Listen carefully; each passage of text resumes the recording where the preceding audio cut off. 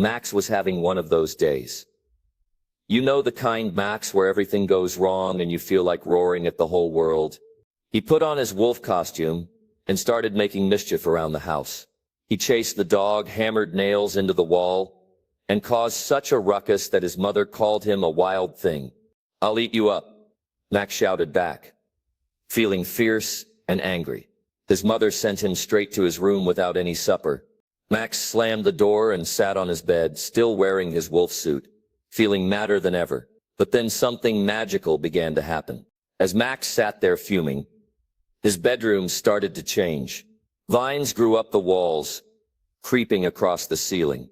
Trees sprouted from the floor, their branches reaching toward a glowing moon. The walls disappeared completely, and suddenly Max found himself standing in a mysterious forest. He could smell the wild air and hear strange sounds echoing through the trees. Max walked deeper into this enchanted place until he came to the edge of a great ocean. There, bobbing on the waves, was a small sailboat, just the right size for a boy in a wolf costume.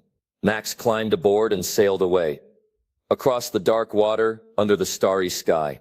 He sailed for what felt like weeks and months, through storms and calm seas, until he reached a strange and wonderful island. On the shore, Max discovered the most incredible creatures he had ever seen. They were enormous and wild, with terrible claws and fierce yellow eyes. They had horns and beaks and shaggy fur, and they were roaring the most frightful roars and gnashing their terrible teeth. These were the wild things, and they were magnificent and scary all at once. "We'll eat you up," they growled at Max, just like he had said to his mother. But Max wasn't afraid. He stared right into their yellow eyes without blinking and tamed them with a magic trick.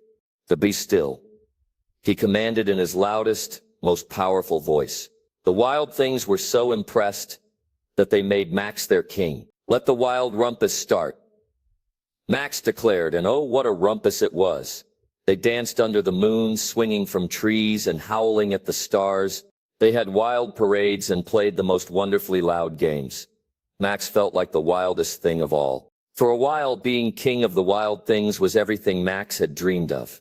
But after all the roaring and dancing and wild fun, Max began to feel something tugging at his heart.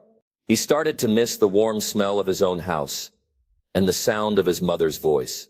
Even though the wild things begged him to stay, saying, "We'll eat you up, we love you so." Max knew it was time to go home. He gave up being their king, walked back to his little boat, and sailed away across the ocean.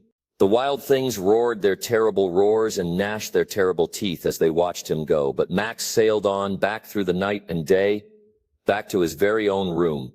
When Max returned, his wolf costume was still on, but his room was just a room again. No more forest, no more ocean, and there, waiting for him on his bedside table, was his supper.